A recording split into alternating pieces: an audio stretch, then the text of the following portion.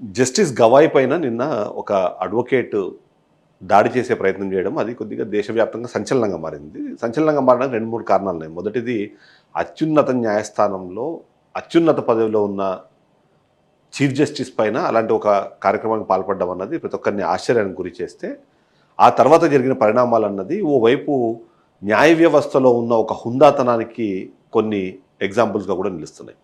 నిన్న ఏదైతే ఒక అడ్వకేట్ జస్టిస్ గవాయ్ మీద బూటు విసిరే ప్రయత్నం చేయడము, ఆ తర్వాత అతను అరెస్ట్ చేశారు. దాదాపుగా 3 గంటల పాటు ఆయన్ని విచారించి రిజిస్ట్రార్ ఎలాంటి కంప్లెయింటు చేయకుండా ఆయన ఈవినింగు విడుదల చేసిన సందర్భంగా మనకు కనిపిస్తుంది. అంటే అది జరిగింది కోర్టు పరిధిలో అయినా సరే, చీఫ్ జస్టిస్ కావాలనుకుంటే తను ఎలాంటి శిక్ష విధించడానికైనా అవకాశం ఉన్నా సరే, తను దాన్ని హుందాగా వ్యవహరించి రిజిస్ట్రార్ కూడా అతని మీద ఎలాంటి కేసు నమోదు చేయకపోవడం అన్నది మనకు కనిపిస్తుంటే, అక్కడ వాళ్ళ హుందాతనం కనిపిస్తుంది. అదే సందర్భంలో సుప్రీంకోర్టు బార్ కౌన్సిల్ వెంటనే ఆయన లైసెన్స్ని క్యాన్సిల్ చేస్తూ బార్ కౌన్సిల్లో ఆయన సభ్యత్వాన్ని రద్దు చేస్తూ తీసుకున్న నిర్ణయం అన్నది కూడా ఇక్కడ ఒక రకంగా చెప్పాలంటే హుందాతనంగా అని చెప్పాలి.